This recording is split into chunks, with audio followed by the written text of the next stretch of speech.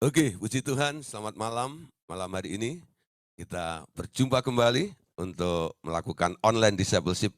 Kita masih membahas tema tentang selubung. Nah, malam hari ini kita akan membahas khusus tentang masalah selubung-selubung berkat-berkat. Nah, Bapak Saudara, apa yang kita bahas tadi malam tentang selubung, ya, tentang balok di mata dan selumbar di mata saudara kita, itu harus diangkat baloknya ya, itu merupakan selubung. Untuk apa? Supaya kita bisa memiliki mata seperti matanya Tuhan, matanya Allah. Cara memandangnya, memandang apa saja. Orang kalau masih ada balok di mata, selalu melihat orang lain atau sekitarnya salah, ya, merasa dirinya paling benar. Lalu kalau dipersalahkan, nanti dia merasa dijadikan kambing hitam atau victim, ya, atau korban dari sebuah peristiwa. Nah, hal ini harus cepat dirombak supaya kita bisa memiliki cara pandang seperti Allah memandang. Sehingga hubungan kita dengan sesama kita akan jauh lebih baik. Dan kita akan bisa menjadi berkat, bahkan menjadi penyalur berkat bagi orang-orang di sekitar kita semuanya. Amin. Nah, Bapak Ibu Saudara, malam hari ini kita akan membahas tentang selubung atas berkat-berkat. Ya. Nah, apa yang menyelubungi berkat-berkat tersebut ini? Ini yang akan kita bahas pada malam hari ini. Bapak Saudara, banyak faktor sebenarnya yang membuat sebenarnya Allah yang kita sembah ini punya kerinduan untuk memberkati. Karena dia itu Allah yang baik, Allah yang murah hati, dan dia juga memperhatikan untuk memelihara dalam setiap kehidupan kita. Tapi kenapa banyak orang-orang yang sudah ditebus, yang sudah menjadi orang Kristen, percaya kepada Tuhan Yesus, tapi masalah berkat ini kadang-kadang tidak menjadi sebuah kenyataan dalam kehidupan kita ya. Ya, makanya banyak orang Kristen yang masih mengalami kekurangan sehingga terjadi hutang piutang, hutang sana, hutang sini. Kenapa? Karena kurang. Padahal Tuhan Yesus berkata di dalam Yohanes 10 ayat 10 bagian B, Yesus datang untuk memberikan hidup dan hidup di dalam segala kelimpahannya.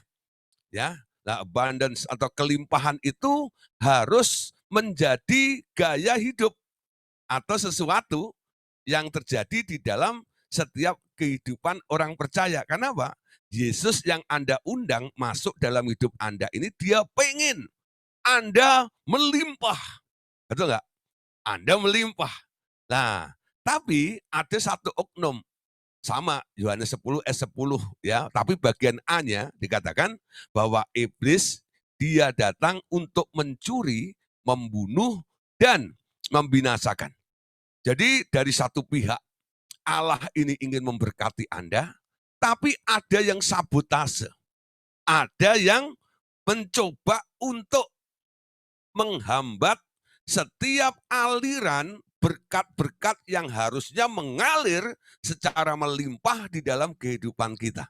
Ya, malam hari ini saya tidak akan berbicara tentang teologi kemakmuran, sudah bukan. Kalau saya bicara tentang berkat nanti dikira saya sedang berbicara tentang teologi kemakmuran. Tapi ini merupakan prinsip bahwa anak Allah itu harusnya hidup dalam berkat dan berkat kelimpahan. Karena apa? Allah kita kaya dan dia mau melimpahkan kekayaannya kepada kita semuanya. Lah Bapak Saudara, saya berikan beberapa contoh. Kenapa ada beberapa orang mengalami masalah dalam keuangan mereka. Ya, mungkin disebabkan karena usahanya gagal, juga bisa. Kenapa terjadi sebuah kegagalan? Dosa itulah yang menjadi landasan bagi iblis untuk bisa intervensi di dalam kehidupan kita. Jadi kalau ada hal yang salah di dalam kehidupan kita, itu harus cepat direvisi, harus cepat dibenahi. Supaya apa?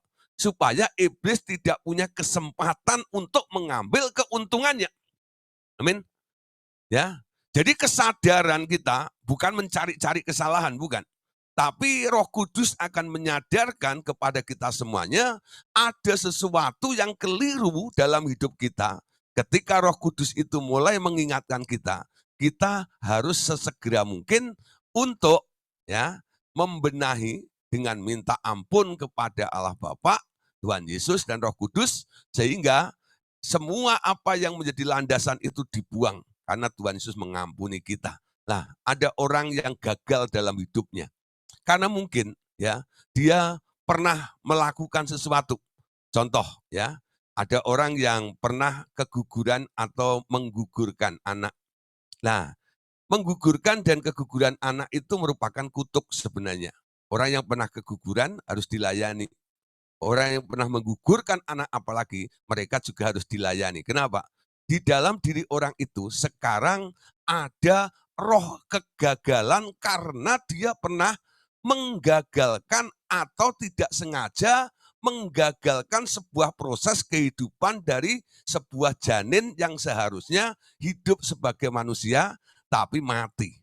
Ya. Nah, ada satu mekanisme ya yang ditangkap oleh iblis, yaitu gagal, baik sengaja menggagalkan atau tidak sengaja menggagalkan, ya, tapi itu merupakan sebuah ya prinsip yang sudah diambil oleh si iblis yang sekarang ditaruh di dalam diri kita ini, sehingga mau nggak mau apa yang terjadi itu roh kegagalan akan mengikuti kita semuanya, mengikuti orang-orang tersebut. Nah, kalau nggak cepat dibereskan, orang yang model seperti itu, usaha apapun juga dia akan mengalami kegagalan. Gagal terus, gagal terus, gagal terus. Ya, kalau saya melayani beberapa orang yang mengalami kegagalan dalam usahanya ini dan itu, membangun apa saja dia gagal, nah lalu saya cross check ada di bagian ini. Apakah Anda pernah menggugurkan anak atau pernah keguguran anak? Nah, kalau dia sudah mengaku pernah mengalami seperti itu, kami layani. Ya, nah, kadang-kadang kami juga suruh membayangkan tentang janin yang sudah mati itu. Lalu kalau belum dikasih nama, silakan kasih nama dan kita minta malaikat surgawi untuk ya Bapak untuk mengirim malaikat surgawi menjemput anak itu dan ditaruh di tempat yang sudah disediakannya. Nah, setelah didoakan biasanya mereka langsung mengalami kelancaran dalam usahanya.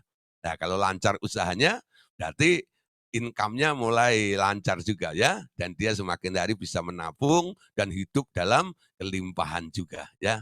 Ada juga saudara, ada pelanggaran-pelanggaran yang membuat orang kadang-kadang kena kutuk juga ya. Kutuk pelanggaran akan firman. Apa itu?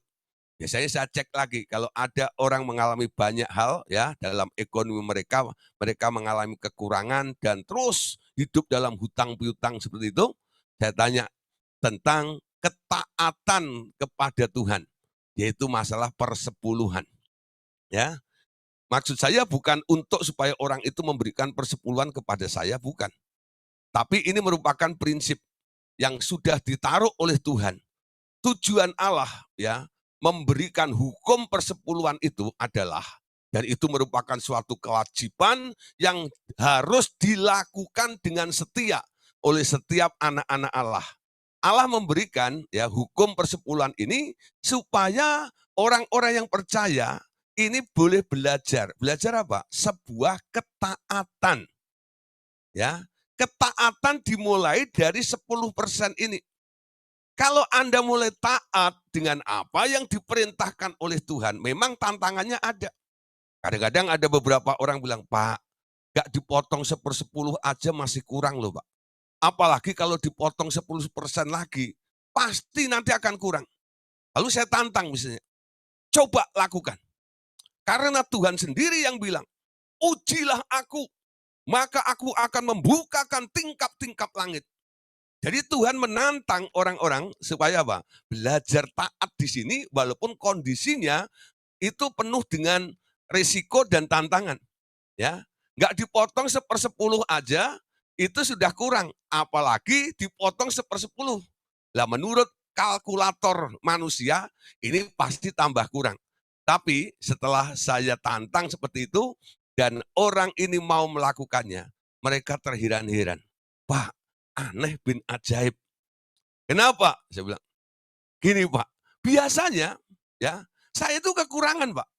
Ya, itu income saya sebulan nggak cukup. Tapi heran, setelah saya mengikuti nasihat Bapak, yaitu setia membayar persepuluhan, walaupun was-was, ketir-ketir juga. Kenapa? Gimana kalau sampai kurang? Ya, uang sekolah anak nggak kebayar bagaimana, kebutuhan ini nggak kebayar bagaimana. Tapi dia lakukan dengan iman. Dan dia heran, saudara. Apa yang terjadi? Ya, akhir bulan ada sisanya. Ada sisanya. Lalu saya bilang, terus setia dalam perkara yang kecil, maka Tuhan nanti akan mempercayakan Anda perkara-perkara yang besar juga. Jadi dua hal ini harus mulai diketahui oleh kita. Itu dasar secara umum. Ya, jadi karena adanya roh kegagalan, membuat orang gagal usaha. Karena gagal usaha, income-nya kurang. Ya, nah, itu merupakan juga penghalang-penghalang berkat mengalir dalam kehidupan kita. Adanya roh kegagalan. Betul? Nah, yang kedua adalah kurangnya taat kita. Kurangnya ketaatan kita kepada Tuhan. Hukum yang diberikan oleh Allah itu tidak Anda perhatikan, tidak Anda lakukan dengan setia. Nah, berarti kan firman Tuhan dari dulu, perjanjian lama juga mengatakan, jikalau engkau tidak menyimpang ke kanan dan ke kiri, kamu taat kepada perintah-perintahku, ya, aku akan membuat perjalananmu berhasil. Betul nggak? Ketaatan membawa dampak blessing, membawa dampak berkat. Jadi untuk Anda diberkati oleh Tuhan, itu hal yang paling mudah. Ya, apa? Belajar taat. Ya, ketaatan akan menghasilkan berkat yang luar biasa. Dalam perjanjian lama, ya ada seorang namanya Ishak.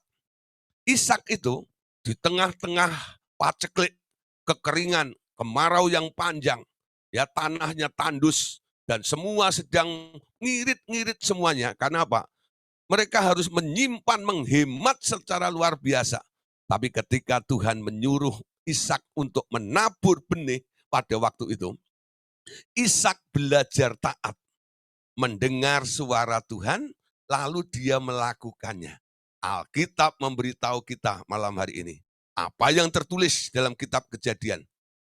Maka menaburlah Ishak, ya, di tanah itu, tanah yang kering itu, situasi yang semuanya sedang susah itu, di mana semua orang sedang menghemat secara luar biasa itu. Tapi Ishak belajar taat akan perintahnya Tuhan. Apa yang terjadi, saudara? Ayat selanjutnya mengatakan, ya, pada tahun itu juga Ishak menuai 100 kali lipat ganda. Dan akhir daripada cerita itu, nanti kalau Anda baca dalam kitab Kejadian, dikatakan, Ishak atau orang itu menjadi kaya, sangat kaya, kian lama, kian kaya. Nah, itu bicara tentang kelimpahan karena sebuah ketaatan. Orang taat akan diberkati Tuhan. Amin. Nah, belajar taat. Amin. Nah, kalau Anda belum taat, malam hari ini mulai taat. Taat dalam segala hal. Ya. Kalau hubungannya dengan berkat biasanya, Tuhan juga akan berbicara tentang masalah uang dalam kehidupan Anda. Orang yang terikat dengan uang, hidupnya selalu ada di dalam kekhawatiran. Ya. Dan dia tidak mau melepaskan uang itu. Uang bukan segala-galanya di dalam hidup Anda. Tapi Anda harus terikat hatimu dengan Tuhan. Amin. Di mana hartamu berada, di situ hatimu berada. Amin. Hatimu di mana? Kalau hatimu di Tuhan, hatinya Tuhan adalah ingin membuat Bapak Ibu Saudara malam hari ini hidup di dalam segala kelimpahan. Amin. Oke, saudara. Ada rahasia lagi, saudara, yang akan kita bahas yang tidak kalah penting malam hari ini. Kenapa ada penghalang-penghalang berkat? Padahal orang itu sudah bayar persepuluhan, orang itu tidak dikejar dengan kutuk kegagalan, karena dia tidak pernah keguguran dan menggugurkan anak dan sebagainya. Tapi kenapa masih mengalami masalah di dalam keuangan mereka, dalam finansial mereka. Padahal mereka juga orang yang setia, ya, dalam pelayanan juga. Bahkan ikut menjadi anggota SOS juga. Gak tahu apa itu SOS. Ya, sahabat orang sakit juga. Tahu nggak? Setia di dalam doa. Kalau doa bahasa rohnya lama, kian lama, ya. Lalu dijawab sama temannya, lama banget deh. Seperti itu ya. Pokoknya mereka itu suka memuji Tuhan, suka menyembah Tuhan, ya. Suka berdoa, suka pelayanan. Tapi mengapa mereka masih mengalami masalah kekurangan ya di dalam finansial mereka. Nah, malam hari ini kita bahas bersama-sama ya tentang hal ini. Oke, Saudara, perhatikan catatan ini. Nah, supaya menjadi dasar atau menjadi suatu paham yang baru bagi kita semuanya. Dalam pelayanan pelepasan dan peperangan rohani, orang-orang cenderung untuk memikirkan perang melawan roh-roh. Itu serupa dengan perang antar suku atau antar bangsa di antara manusia.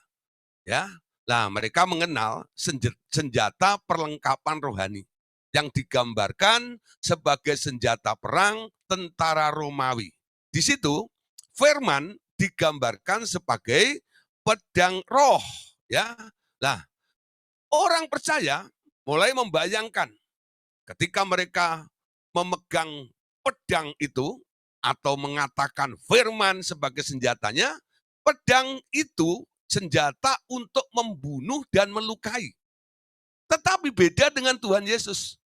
Ya, Tuhan Yesus tidak pernah memakai pedang firman itu untuk merusak atau melukai setan-setan dan melukai roh-roh jahat.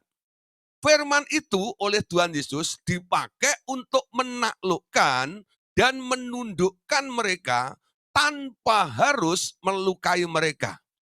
Suatu saat, apa yang dipikirkan Allah Bapa itu akan terjadi. Nah, Bapak Saudara, malam hari ini kita harus mulai mengerti tentang satu kebenaran ini. Kenapa saya sudah setia melayani? Saya ikut pasukan doa dalam peperangan rohani. Tapi kenapa saya mempunyai masalah dalam keuangan saya ini? Nah, ingat ini saudara. Perhatikan ya. Konsep cara mereka berperang ini harus diubah dan dirombak. Ada satu kelompok, saudara. Ini bukan SOS, bukan ya. Ada kelompok yang lain, ya. Nah, kelompok lain nggak saya sebutkan.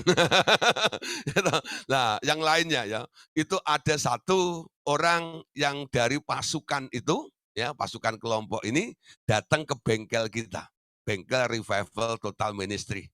Pada waktu itu masih ada almarhum Pak Andreas, ya. Nah, waktu itu mereka datang di sekretariat Jabodetabek di Metro Permata. Nah, karena dekat dengan rumah saya, biasanya kalau Pak Andreas sedang ada di Metro Permata, nah saya kadang-kadang tengok ya, karena hanya beda blok. Ya, sekretariat di blok C, saya ada di blok O. Nah, kadang-kadang saya kirim makanan buat Pak Andreas gitu ya. Nah, saya waktu nengok situ, ternyata lagi ada tamu. Nah, terus akhirnya saya pikir, wah, mengganggu Pak Andreas ya. Ternyata Pak Andreas panggil saya juga. Gideon sini. Nah, kenapa? Bantu-bantu nih ya. Kita mau melayani orang ini. Nah, saya duduk dekat Pak Andreas di situ, lalu Pak Andreas mulai mengkonseling orang tersebut. Ternyata ada 3 orang ya. Nah, 3 orang ini sebenarnya satu keluarga. Dan keluarga ini cinta Tuhan luar biasa, saudara. Lalu dari curhatnya, dari konselingnya itu, saya mendengarkan. Ya. Lalu 3 orang ini diwakili oleh 1 orang, itu orang tuanya atau ibunya, ya, itu mengatakan gini, "Pak, saya ini sudah setia dalam satu kelompok dan saya ikut dalam peperangan rohani. Di situ Pak, ya, siang malam saya berdoa. Bukan itu saja, kalau kelompok ini membutuhkan sesuatu Pak, saya tidak segan-segan dan tidak menghemat. Saya juga mendukung dalam pendanaan mereka juga Pak. Tapi pertanyaan saya begini Pak, kenapa saya yang sudah banyak berkorban untuk Tuhan, berkorban uang, berkorban waktu, Kan ada ayatnya, berilah maka kamu akan diberi, kalau kamu menabur kamu akan menuai. Tapi kenapa saya tidak menuai, Pak? Jadi ada sebuah pertanyaan yang mengganjal di dalam hati ibu itu yang diungkapkan pada siang hari itu. Ya, lalu Pak Andreas mendengar kelompok yang disebut, ya kan ditanya, kamu dari kelompok mana? Lalu disebut kelompok A yang suka perang. Ya, mereka punya istilah peperangan itu disebut doling. Ya, tahu doling? Doling itu doa keliling. Nah, mereka kadang-kadang keliling dari sebuah tempat ke tempat lain, ya, masuk ke sarang-sarang musuh, ya. Mereka bergerilya, mereka tidak turun ke jalan, tapi mereka dari mobil, mereka berkelompok, lalu mulai berdoa di dalam mobil itu, ya, berdoa di dalam mobil itu. Nah, doanya apa? Menggempur kekuatan musuh, ya, menghancurkan kekuatan musuh, menyiksa musuh-musuh itu dengan ya gaya doanya ya, aku cincang-cincang, ya toh. Aku usir, aku rombak, aku buang engkau, aku robek-robek engkau. Oh kan ngomongnya begitu ya. Aku sikat habis engkau dalam nama Tuhan Yesus. Pakai nama Tuhan Yesus. Ya, tapi memperlakukan musuhnya itu dengan kejam, ya, dengan kejam. Kenapa kejam? Nah, di sini kita mulai belajar. Orang menjadi kejam terhadap musuh atau terhadap orang lain karena ada geram di dalam hatinya. Perhatikan ya. Orang menjadi kejam terhadap orang lain atau yang disebut musuh ya karena di dalam hatinya ada kegeraman. Kegeraman itu sebenarnya sebuah apa ya, roh yang masih ada di dalam hatinya yang belum termanifestasi. Kalau sudah termanifestasi disebut marah biasanya ya. Dengan mulutnya atau dengan ekspresi tangannya, gerakannya dan sebagainya, itu karena adanya roh geram di dalam dirinya itu loh. Nah, geram kenapa? Kenapa orang geram? Sekarang ya, kenapa orang menjadi geram? Orang menjadi geram karena melihat ya, ada yang arogan, ada yang sombong, ada yang menantang kita. Lalu dia merasa, kurang ngajar ya ini. Nanti gua hajar kamu. Nah itu geram saudara. Ya, banyak orang berdoa dengan hati seperti itu. Atau mungkin ya karena haknya itu direbut oleh mereka. Sehingga dia menuntut haknya itu. Kamu nggak bisa. Ya, apa yang engkau curi, engkau harus kembalikan 1.000.000 kali lipat. Ada yang berdoa seperti itu juga ya. Nah, dengan geram dia ngomong begitu. Nah, Bapak Saudara, kegeraman itulah penyebabnya. Orang yang berperang dengan geram, nanti reaksinya, cara berperangnya juga akan kasar terhadap musuhnya. Ketika mereka diberi senjata dalam peperangan rohani, yaitu senjatanya firman, firman yang keluar dari mulutnya, itu justru biasanya yang keluar adalah kata-kata hujat, kata-kata ancaman, dan kata-kata mengutuk musuhnya. Amin. Tapi sekarang kita tahu, sebagai orang perjanjian baru, dan Tuhan Yesus sendiri itu melakukannya di dalam praktek kehidupannya. Sehingga dia bisa mengajar murid-muridnya. Dia merombak hukumnya. Kalau hukum Taurat berkata mata ganti mata, pipi ganti pipi, sekarang hukum yang baru tidak. Kalau kamu ditampar pipi kananmu, berikan juga pipi kirimu. Lalu ada hukum lain lagi yang dikatakan oleh Tuhan Yesus. Ya, kasihilah musuhmu dan berdoalah bagi mereka yang menganiaya kamu. Amin. Nah, itu yang dilakukan oleh Tuhan Yesus.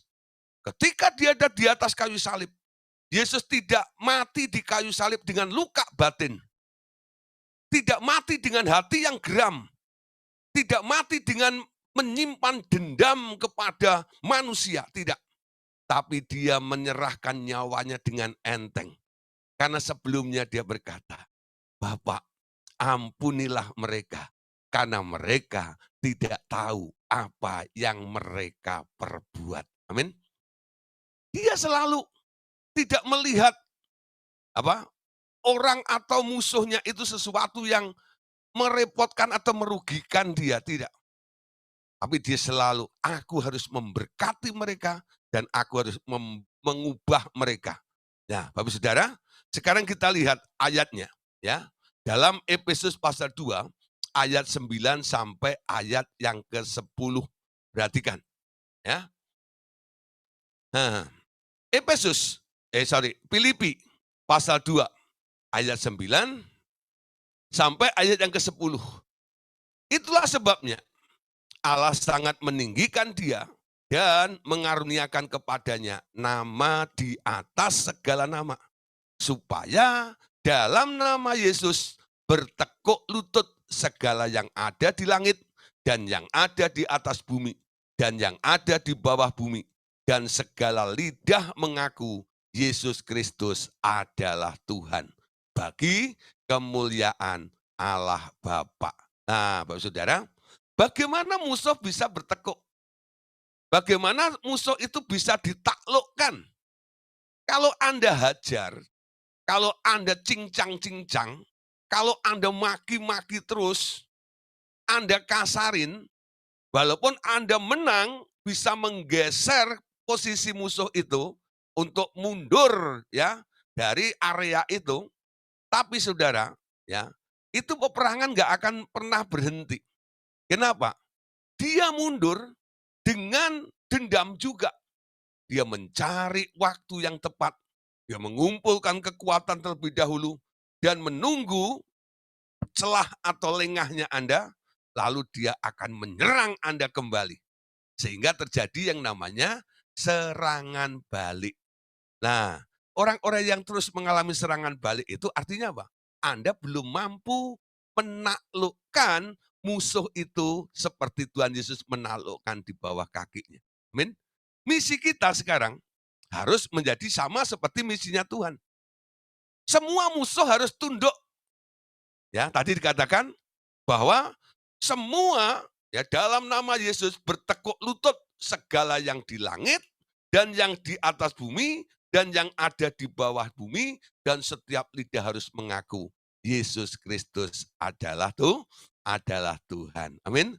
Jadi sekarang kita tahu target kita ketika kita ketemu dengan musuh-musuh itu, yaitu roh-roh jahat di udara, setan, iblis, dan sebagainya itu, jangan Anda musnahkan dia. Jangan Anda hajar mereka habis-habis. Ya, ketemu musuh, misi kita adalah menaklukkannya di bawah kaki Kristus. Nah, bagaimana cara berperang seperti itu? Jadi kita akan pelajari di sini. Nah, Bapak Saudara, gunakan pedang dengan tepat. Kalau Anda nggak menggunakan pedang dengan tepat seperti Tuhan Yesus, nanti, saudara, banyak hal yang terus terjadi di dalam kehidupan Anda tersebut. Nah, sekarang, oke.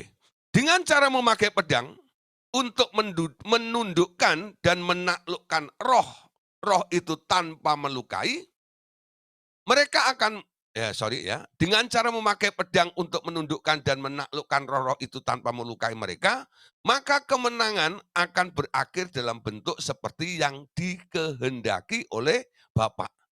Tetapi, bila pedang itu dipakai untuk melukai dan merusak mereka, mereka akan membalas dan melakukan serangan-serangan balik lebih kejam lagi. Dengan kecelakaan, dengan penyakit, bahkan dengan kematian.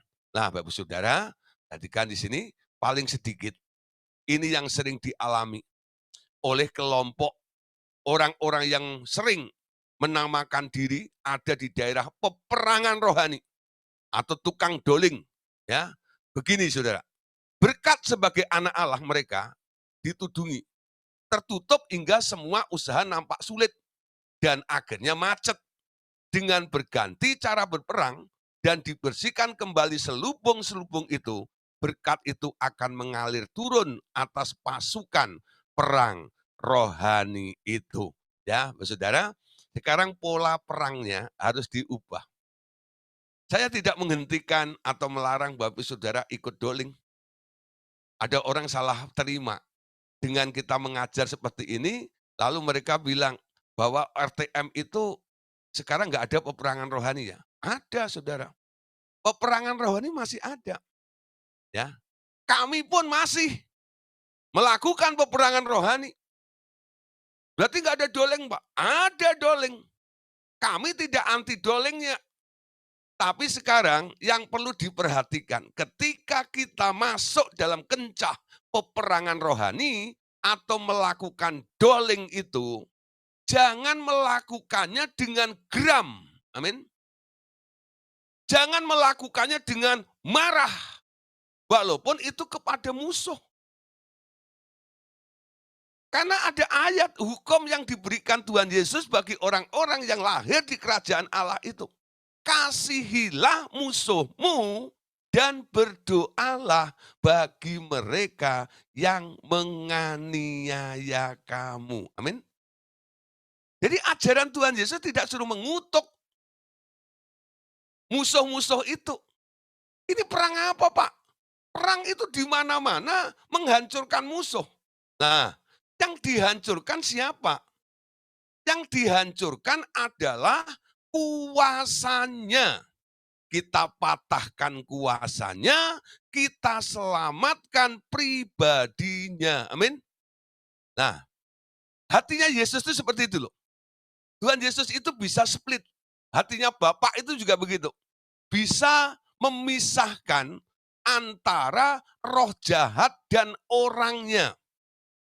Kalau ada, ya lah, contoh Tuhan Yesus satu kali dihadapkan dengan sebuah untuk mengambil sebuah keputusan yang agak sulit ya. Karena mau dicobai, ada orang perempuan yang ketangkap basah. Mungkin karena hujan ya, jadi ketangkap basah. Ketangkap basah, nah lalu didatangkan kepada Tuhan Yesus. Menurut kamu, orang model kayak begini itu harus diapain? Ya, kalau dia tanya sama saya, menurut kamu gimana kalau ketangkap basah? Ya dihandukin aja, dikeringin. Nah, menurut kamu itu mesti diapain? Kalau menurut hukum Taurat, ya yang kami percayai, orang model gini harus diseret keluar dan dilempari dengan batu sampai mati. Karena sudah terbukti bahwa dia berzina. Ya. Nah, Tuhan Yesus ditantang seperti itu. Lalu Tuhan Yesus lama nih. Dia tulis, dia tunduk tuh teman tangannya nulis di tanah. Ya. Lalu mereka pada mendesak Yesus. Cepat jawab, sebentar lagi gua mau kerja nih. Lalu Yesus bangkit. Lalu menjawab. Ya, keputusan saya begini. Tentang perkara ini. Jika di antara kamu tidak pernah berbuat dosa, silahkan melempari dia dengan batu yang pertama kali. Lalu Yesus tunduk lagi menulis di tanah lagi. Apa yang terjadi, saudara? Satu persatu, orang yang tadi mau menghukum perempuan itu, pergi semuanya. Sampai tinggal Tuhan Yesus dan perempuan itu. Nah, Tuhan Yesus pernah berbuat dosa enggak? Enggak pernah. Sebenarnya Tuhan Yesus punya hak untuk melempari orang itu dengan batu, betul enggak? Menurut kesepakatannya. Tapi Tuhan Yesus bilang pada perempuan ini, adakah orang yang melempari engkau dengan batu?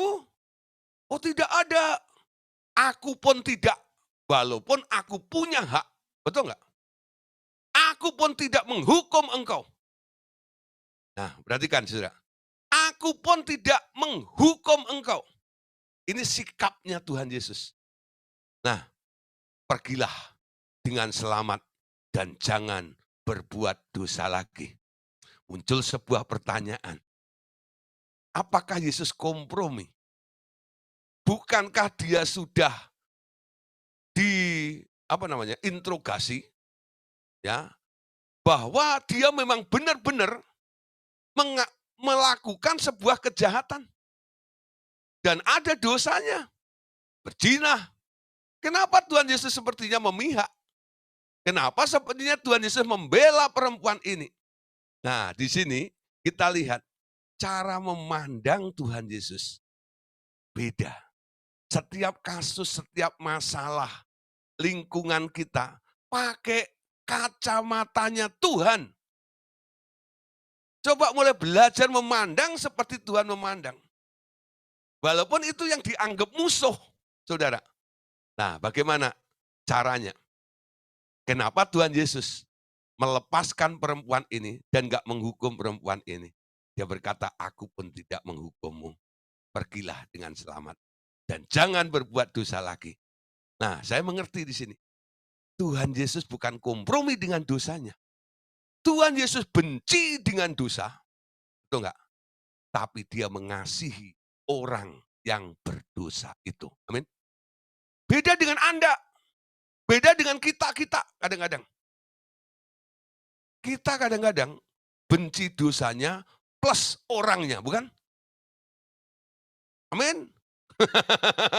Nah, ini menjadi persoalan penting. Ya, ada yang namanya musuh. Ada yang namanya peperangan rohani.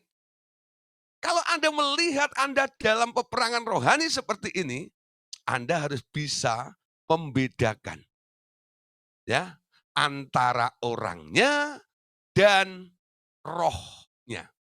Amin. Roh yang membuat dia jadi jahat itu loh. Roh jahatnya itu loh. Anda harus berurusan dengan roh jahatnya, sementara Anda harus menyelamatkan orangnya juga. Amin.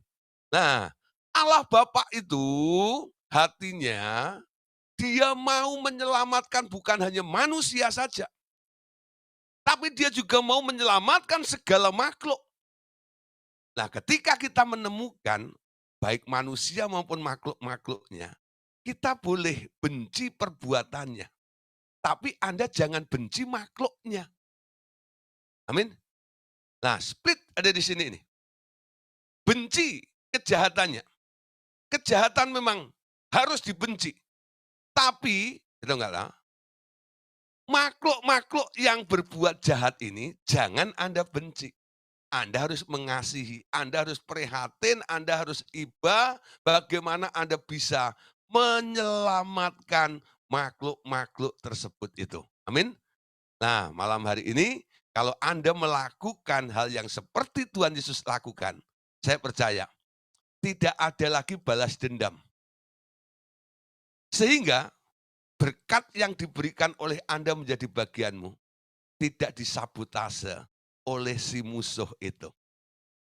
Ya, oleh si musuh itu. Rubah cara doanya dalam doling.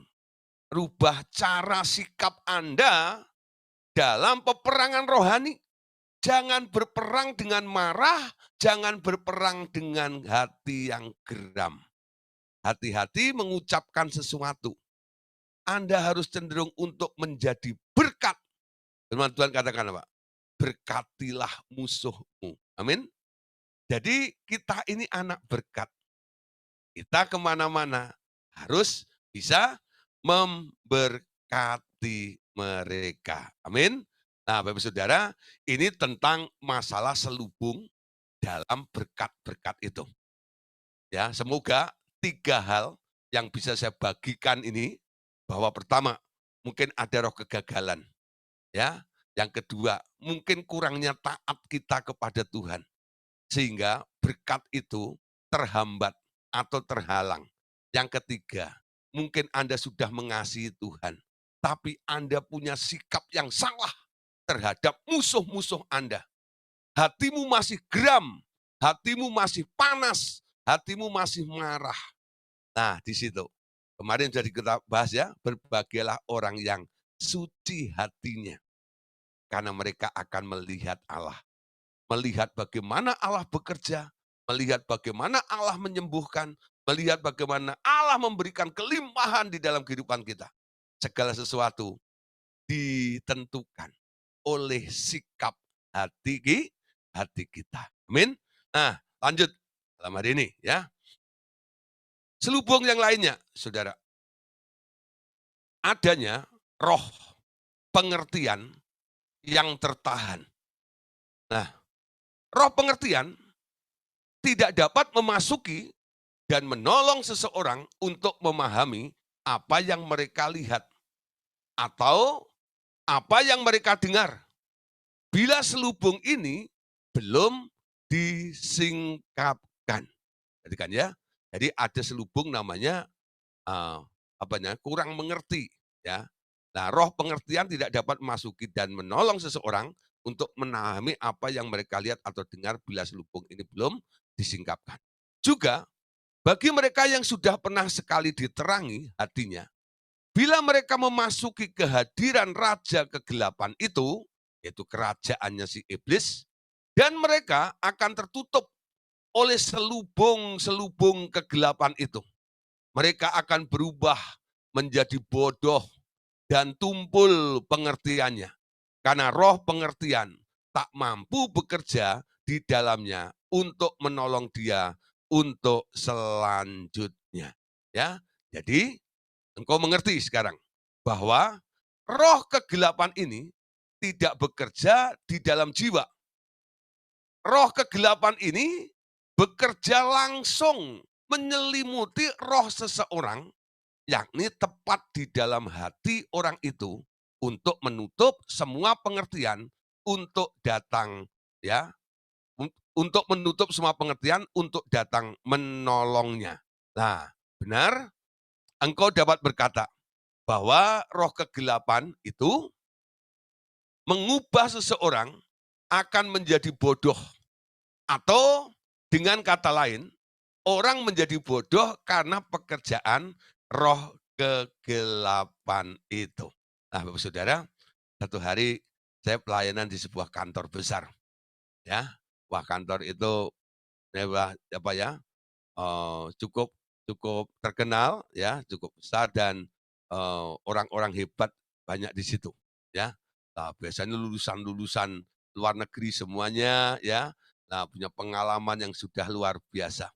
Nah, selesai persekutuan, lalu ada salah satu direktur di situ, dia bilang sama saya, Pak Pendeta, ya bisa nggak kita ngobrol ya.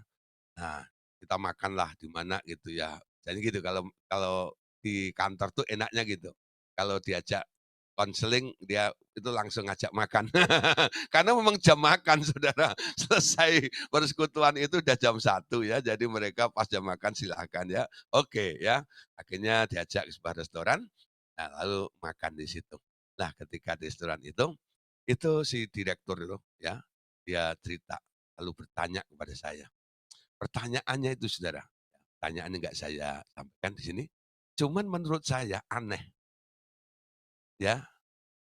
Karena apa? Melihat kondisi daripada orang ini, sang direktur lulusan Amerika, pernah juga sekolah di Jepang, ya, dan ada sekolah lagi di mana gitu, pokoknya ijazahnya banyak lah.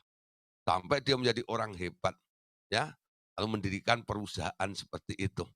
Ketika dia ngomong Saudara, lalu dia cerita tentang masalahnya, ya.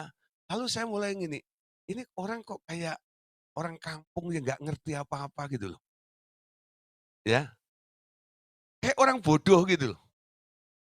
Betul Saudara, kayak orang bodoh seperti gitu. Lalu saya bilang, Pak, dengar, Bapak itu orang berpendidikan, ya. Kalau dibanding dengan saya sebenarnya tentang menyelesaikan sebuah masalah seperti ini, harusnya Bapak lebih jernih, lebih lancar, lebih bisa daripada saya. Atau sebaliknya saya yang harus bertanya kepada Bapak daripada Bapak bertanya sama saya. Pak, saya itu nggak punya pengalaman sama sekali tentang namanya pekerjaan, Pak. Ya, dari lulus SMA, sekolah Alkitab, udah nggak ya? Lalu jadi hamba Tuhan dan belum pernah kerja. Saya nggak ngerti tentang mekanisme, tentang perkantoran, sekuler dan sebagainya itu saya nggak ngerti. Loh, dia tanya tentang hal begini-gini segala macam, saya juga bingung ya awalnya. Ya, nah saya lebih bingung lagi, Pak, betul nggak itu? Menurut saya sebenarnya pertanyaan Bapak itu kalau dijawab sama karyawan biasa itu sebenarnya bisa. Kenapa Bapak itu kok jadi kayak orang bodoh seperti ini? Saya tuh ngomong begitu ya. Nah, nah, lalu saya mulai curiga nih, Pak, dengar. ada selubung sebenarnya yang sedang menutup Bapak ini. Selubung kegelapan, Pak, namanya. Yuk kita doa, Pak. Ya, akhirnya saya ajak doa. Kenapa saya ajak doa? Karena saya nggak bisa jawab, Saudara. Pendeta begitu, Saudara, ya. Kalau udah nggak bisa jawab, itu cuma satu solusinya. Yuk Pak doa. Loh, saya tidak mau menyesatkan dengan ngawur, jadi saya cuma mau berharap sama Tuhan. Yuk Pak, kita doa saja.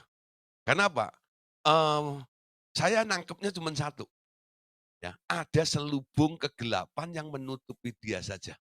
Dan saya nggak ngerti pada waktu itu apa yang sedang terjadi di dalam Bapak ini. Saya ajak doa, ya. Nah kebetulan makanan datang, saya bilang, "Ya Pak sekalian doa, doa makanan sekalian." Doa makan sekaligus doain Bapak itu ya. Nah ini untuk permulaan supaya kita nanti dalam pembincangan sambil makan nanti Tuhan memberikan sebuah pengertian, ya, atau way out-nya ada. Terus saya berdoa, lalu saya bilang begini, "Roh Kudus, saya tidak mengerti tentang kasus Bapak ini. Tapi kami tahu, Roh Kudus, Engkau membawa kami kepada seluruh kebenaran. Terangi kami Tuhan. Ya, singkapkan apa yang menutup, selubung apa yang menutup dalam diri Bapak ini. Dalam nama Tuhan Yesus, kami juga berdoa untuk makanan ini. Kami kuduskan, kami tahirkan. Dalam nama Tuhan Yesus. Amin. Ya, doa makannya cepat, saudara. Ya. Amin. Gitu ya. Nah, dah sambil makan gitu. Kita ngobrol, saudara. Nah, suap, suap, suap gitu. Ada hikmat, saudara, muncul. Ya, saya lalu memberanikan diri untuk bertanya, Pak, Bapak pernah enggak pergi ke orang pintar, pergi ke dukun, atau ke tempat-tempat yang dianggap itu bisa memberikan sesuatu seperti itu. Ketika saya tanya begitu muka dia merah Saudara, bukan karena kepedesan makan cabai, bukan Saudara ya. Merah dia bilang tuh. Lalu kaget seperti itu. Lalu saya bilang, "Pak, ya, maaf Pak, bukan menyinggung maksud. Tapi ketika kita berdoa tadi saya tidak tahu masalah apa dan jawabannya apa. Saya hanya minta Roh Kudus aja. Dan Roh Kudus mendorong saya untuk bertanya ini kepada Bapak. Nah, lalu dia bilang, "Aduh Pak, mau jawab apa ya? Sebenarnya saya malu." Nah, nggak usah malu Pak, ya. Saya jaga rahasia Bapak, ya. Saya bukan ember bocor Pak. Saya bukan tipe hamba Tuhan ember bocor Pak, ya. Rahasia Bapak saya jamin aman. Silakan. Akhirnya saya garansi seperti itu, dia berani ngomong. Kan Anda nggak tahu siapa kan orangnya, perusahaannya apa kan. Nah, nah, nah dia ngomong apa gini, "Iya Pak, ketika usaha yang saya rintis itu mengalami masalah besar, saya cari orang pintar, ya. Saya berkali-kali, sebulan kadang-kadang 3 kali Pak ke tempat dia. Dan selalu dikasih minum air 1 gelas. Lalu saya isengin, "Air apa Pak itu?" "Ya maaf Pak, air yang diludahin dukun itu." Jadi di depan dia air itu diludahin cuh gitu ya. Diminum sama dia. Sebulan 3 kali Saudara. Untung dukunnya nggak TBC. Ayo saudara, itu air dukun cuh gitu, makan diminum dia 3 kali, ya. Nah, itu hampir 1 tahun, Pak. Bayangin saudara, 12 kali 3, ya enggak? Lah, terus dia kasih sesuatu untuk dipasang di setiap pintu di kantor saya. Nah, karena kayak saya belum pernah masuk ke kantor, ke ruangannya dia, jadi saya nggak ngerti, ya. Karena dari persekutuan tadi langsung dibawa ke tempat makan itu. Oh, jadi di ruangan Bapak ada dong barang itu? Iya Pak, ada di meja dan ada di pintu dan dekat lemarinya itu. Oke ya, jadi memang ada yang nunggu di situ ya, ada tanda meterainya ada di situ itu. Nah intinya begini Pak, ya, saya lihat awalnya ketika Bapak tadi ngomong dengan saya, Bapak itu seperti orang bodoh, dengar ya. Kenapa? Mata hati Bapak itu tertutup. Ada selubung namanya kegelapan. Kapan itu terjadi, Pak? Ketika Bapak mengalami suatu persoalan, Anda mencari jalan keluarnya. Sebenarnya itu bukan jalan keluar, Pak. Justru kalau orang melihat di alam roh, Bapak semakin terkurung dan semakin terselubung. Kalau awalnya Bapak hanya ditekan oleh sebuah problem yang namanya masalah, sekarang Bapak ini ditutup dengan selimut. Walaupun kelihatannya Bapak bergerak, tapi Bapak itu sebenarnya ada di bawah kurungan selimut itu, ya. Nah, orang yang masuk dalam kerajaan kegelapan, dia masuk dalam kurungannya. Lah orang-orang yang dikurung oleh kuasa kegelapan ini, sembarang waktu penguasa kegelapan ini akan bunuh Anda dengan pelan-pelan, ya. Jadi di sisi lain kelihatannya usaha Anda lancar. Tapi di sisi lain, ya dengar, ada masalah-masalah baru yang akan muncul. Itu trik permainan mereka seperti itu, ya. Ketika Anda minta pertolongan di bagian masalah A, umpama gitu ya. Masalah A itu jadi lancar, Saudara. Tapi muncul masalah baru yang disebut masalah B. Betul nggak? Nanti kalau Anda minta tolong lagi bagian B ini, A sama B lancar. Muncul masalah C, Saudara. Muncul masalah D, E, F, G, sampai Z nantinya. Ya. Nah, semua itu dikontrol oleh dia. Nah, itu namanya selubung. Ya. Nah, orang-orang seperti ini biasanya kalau dia diajak ngomong tentang hal rohani, dia itu seperti orang bodoh. Gak mengerti rahasia tentang kerajaan Allah itu. Karena kerajaan kegelapan mengurung dia. Amin. Ya, mengurung dia.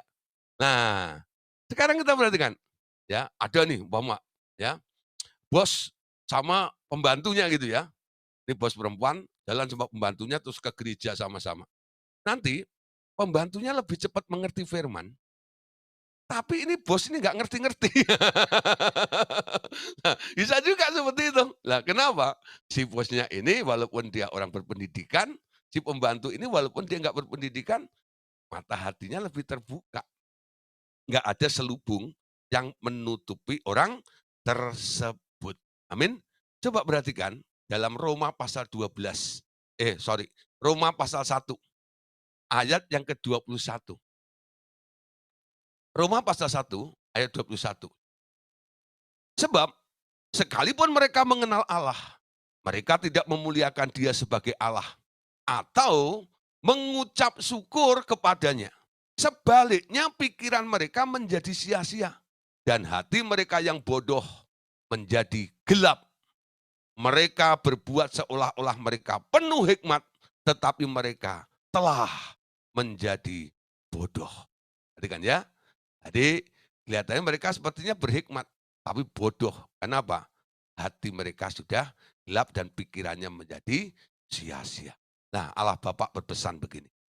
Anakku, pengertian tentang air yang hidup sekarang amat berguna di sini. Air yang hidup itu telah diberikan dalam bentuk firman yang akan sangat kuat untuk melenyapkan roh-roh najis dari dunia itu. Ya, Bapak Saudara, sekarang way out-nya tetap satu. Seperti buku ya 12 yang kita bahas ini. Judulnya kan tentang air yang hidup. Air yang hidup ini nanti penggunaannya itu kuat sekali. Karena air hidup sendiri itu adalah firman, bukan? Perkataan itu. Tadi menjadi pedang, dan sekarang itu juga bisa mencuci semua hal yang najis. Apa yang pernah nempel dan menutup menjadi selubung dalam hidup Anda, itu bisa dicuci dengan air yang hidup. Nah, ada contoh saudara yang terjadi di dalam Alkitab. Ya, pertanyaannya begini, mengapa perempuan Samaria yang hidup dalam perjinahan terus-menerus itu tiba-tiba dapat diubahkan hidupnya? Bahkan perempuan itu segera menjadi pembawa kabar baik bagi seluruh desanya. Ya, mengapa perempuan ini ya dari orang yang berdosa terikat dengan kebutuhannya, ya, perjinahan, bahkan dia punya koleksi 6 laki-laki itu, kenapa bisa berubah? Ya, jawabannya begini. Karena anakku, yang dimaksud Tuhan Yesus, Bapak katakan, telah mencuci dia dengan air yang hidup, yang amat kuat. Sehingga selubung-selubung itu tersingkap dengan perjumpaan pribadinya dengan Mesias. Amin. Nah, saudara, kalau Anda ya berhasil mencuci semua selubung-selubung itu, Anda bisa buka dari semua orang. Beberapa orang ya setelah didoakan itu selubung-selubungnya mulai disingkirkan, diangkat dari mereka. Nanti kalau dengar firman Tuhan, ya itu selalu ngangguk-ngangguk. Ya. Selalu mengaminkan firman. Nah, banyak orang kadang-kadang tuh khususnya orang Indonesia ini ya, kalau pendeta khotbah gitu, untuk melihat respon dari jemaat itu, pendeta harus tanya dulu, "Ada amin saudara?" Ya, "Ada amin saudara?" Selalu begitu ya. Ditanya gitu aja itu temen diam aja. Cuma senyum aja gitu ya. Itu benar, berapa pendeta, "Ada amin saudara?" Gitu gitu. Lalu ada yang nyeletuk juga, "Pak, amin baru pulang kampung." Si amin loh ya. Nah, "Ada amin saudara?" Beda dengan orang barat ya, orang bule itu. Kalau dia mendengar kalimat atau firman yang disampaikan hamba Tuhan itu meneguhkan, menguatkan dia. Dia yakin ya, dan dia mendapatkan berkatnya. Dia berdiri saudara, dia angkat tangan dan dia berkata, "Amin." Betul nggak? Nggak usah ditanya, "Ada amin saudara?" Nggak usah. Ya, ngerti nggak ya? Siapa yang pasti dengar berita Anda kali? Masih suka nanya, "Ada amin saudara?" "Ada amin saudara?" Gitu kan ya. Dan itu nggak dijawab, betul nggak? Nah, kenapa mesti ditanya seperti itu? Ketika firman itu disampaikan, harusnya menyentuh Anda, membuka sebuah pengertian dan Anda mulai merespon, "Yes!" Betul nggak?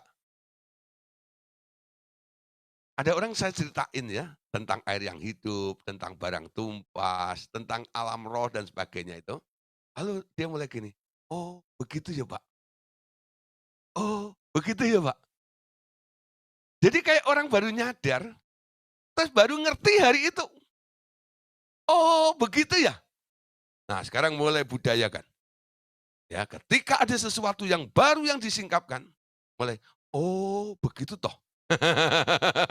Ya, "Oh, begitu toh." Nah, itu respon namanya. Amin. Bukan kagum yang apa ya, nggak percaya itu bukan. Tapi Anda tersingkap. Jika kebenaran itu tersingkapkan, wow, keren saudara. Itu seperti mata air yang membual, membuat Anda nanti dipuaskan. Dan itu terjadi kepada perempuan Samaria itu. Dialog antara perempuan dengan Tuhan Yesus ini, ya, step by step, ya, membuka pengertian yang baru kepada perempuan itu. Sampai akhirnya perempuan itu bilang, "Aku tahu engkau Mesias itu." Betul nggak? Kebenaran itu diungkapkan, terbuka semuanya. Sehingga apa? Walaupun nggak diperintahkan, nggak usah ditengking, dia dengan rela melepaskan 6 laki-laki itu. Ya, lalu berubah profesinya. Dia memberitakan kemuliaan Tuhan, menjadi penginjil sehingga satu kampung itu bertobat karena kesaksian itu. Itu apa? Mata airnya melimpah dalam dirinya. Karena apa? Selubungnya, selubung kurang mengerti itu. Ya, selubung pengertian ini itu diangkat ketika orang mulai mengerti tentang sebuah kebenaran. Saya percaya, ya, kamu akan mengetahui kebenaran dan kebenaran itu akan memerdekakan kamu. Amin. Ya. Nah, ada beberapa orang kadang-kadang dia terus mengeluh tentang keadaannya. "Aduh Pak, ya enggak, hidup saya itu kok penuh diwarnai dengan penyakit ini ya. Tangan sembuh kaki, ya kaki sembuh telinga Pak. Telinga sembuh hidung Pak." Ya toh. ya. Hidung sembuh kepala, Pak. Tuh, gitu. Ini kok nggak pernah selesai semuanya itu. Waduh, Pak, ya. Penyakit itu terus datang pada saya.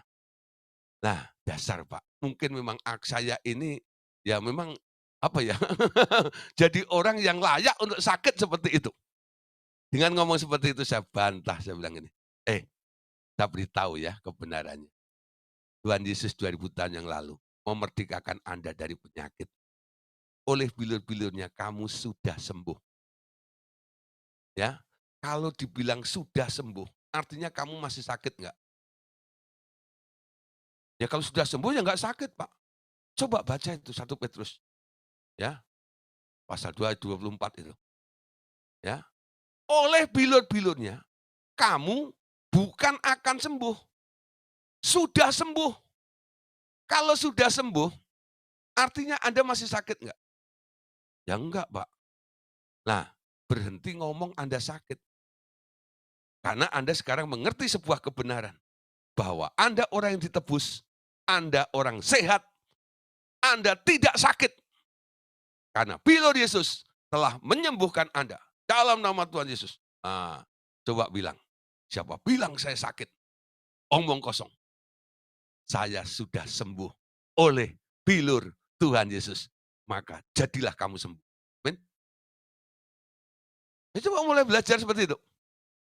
Disingkapkan sebuah kebenaran. Nah, Anda ya yang sudah dimerdekakan ini, sekarang kita memerdekakan banyak orang. Dengan apa?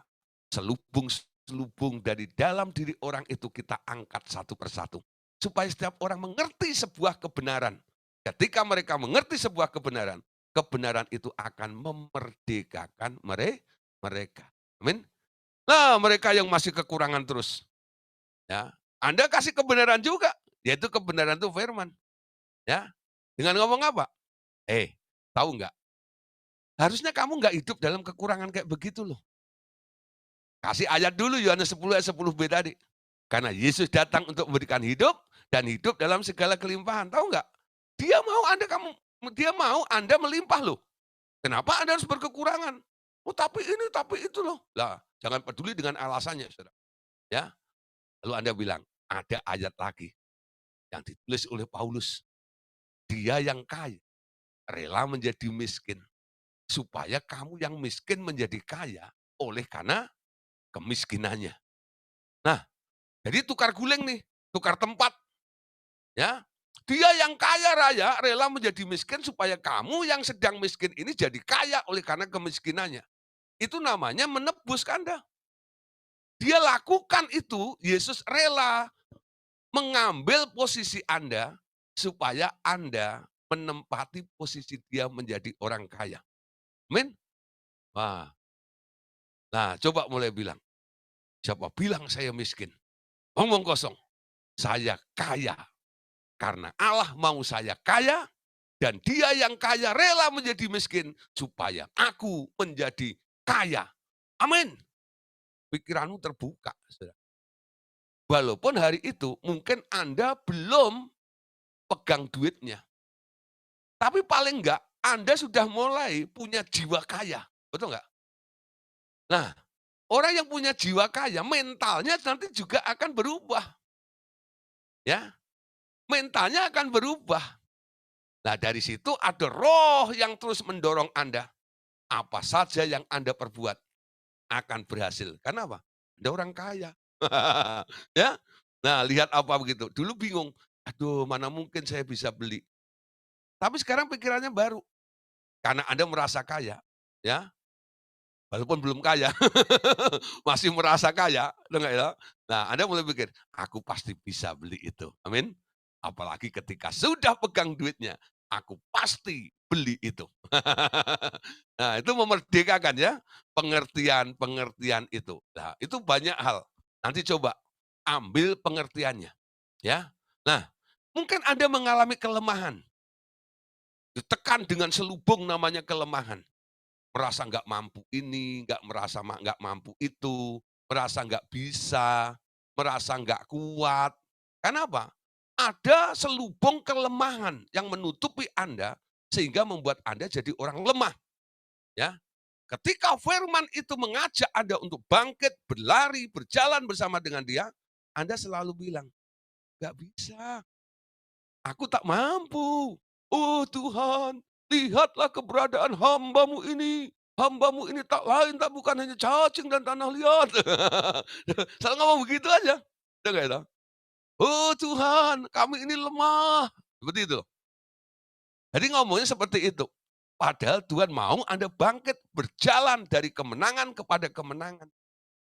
Ya, tapi Anda enggan. Karena apa? Merasa nggak mampu ada di daerah itu. Nah, ketika selubung itu dibukakan, Anda akan bisa berkata seperti Daud, Tuhan adalah kekuatanku. Amin. Tuhan adalah kekuatanku. Karena ada Tuhan, karena bersama Tuhan, aku jadi kuat di dalam Dia. Paulus berkata, hendaklah kamu kuat, kuat di dalam kuasanya. Amin. Yang lemah harus jadi kuat malam hari ini. Selubung kelemahan diangkat malam hari ini. Selubung penyakit diangkat hari ini. Selubung kemiskinan diangkat hari ini. Sehingga Anda menjadi orang yang kuat, Anda menjadi orang yang sehat, Anda menjadi orang yang hidup di dalam kelimpahan itu. Amin. Nah, Bapak Saudara, ya, kalau perempuan Samaria itu bisa bangkit, berubah keadaannya, saya percaya ketika Tuhan menjamah Anda, mengubah hidup Anda boleh katakan, dia jamah genap hidupku dan beri damai di hatiku. Semua akan berubah karena ku tahu dia jamah ku jadi baru. Amin. Jadi baru. Keadaanmu berubah semua malam hari ini. Ya, saya lihat besok pasti akan ada kesaksian banyak. Betul Pak, setelah malam hari ini mendengar tentang kebenaran ini. Kebenaran itu memerdekakan saya. Ya, saya harap ada kesaksian-kesaksian yang luar biasa. Ya, nah, supaya apa? Yang lainnya boleh dikuatkan juga. Oh begitu ya, aku mau dong. Nah, dimerdekakan semuanya. Semua yang ikut Zoom meeting malam hari ini akan mengalami kemerdekaan yang sama. Perhatikan saudara, apa yang dialami oleh perempuan ini ketika berjumpa dengan Tuhan Yesus. Itu dalam Yohanes 4:25 ya. Jawab perempuan itu kepadanya, aku tahu bahwa Mesias akan datang dan disebut juga Kristus akan datang. Apabila ia datang, ia akan memberitakan segala sesuatu kepada kami. Kata Yesus kepadanya, akulah dia yang sedang berkata-kata dengan engkau. Ya, dengan engkau. Nah, perhatikan ayat selanjutnya, ayat 28 ya. Perempuan itu meninggalkan tempayannya di situ lalu pergi ke kota dan berkata kepada orang-orang di situ, mari, lihatlah orang yang mengatakan kepadaku segala sesuatu yang telah kuperbuat.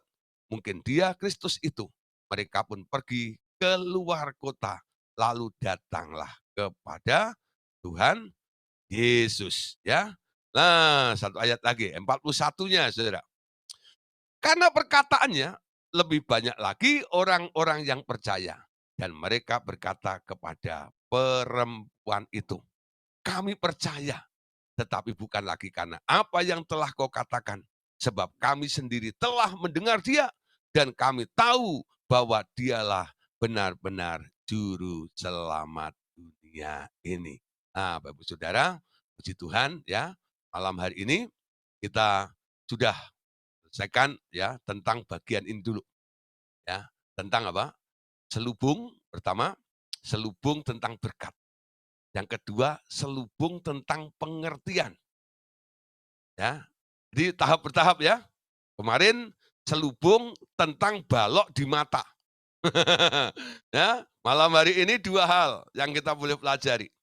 Tentang selubung apa tadi? Kemiskinan, ya. Ada roh. Lalu yang kedua adalah selubung pengertian. Gak ngeh dibukakan sampai Anda mengerti sebuah kebenarannya dan kebenaran itu akan memerdekakan Anda semuanya. Amin. Nah, Bapak Saudara, besok masih kita lanjutkan kita akan membahas kelanjutan daripada selubung itu, yaitu tentang 2 macam luka di dalam diri manusia. Nah, apakah Anda orang yang terluka? Besok kita akan bahas tentang hal ini. Oke, puji Tuhan, Tuhan Yesus berkati kita semuanya. Amin. Nah, silakan kita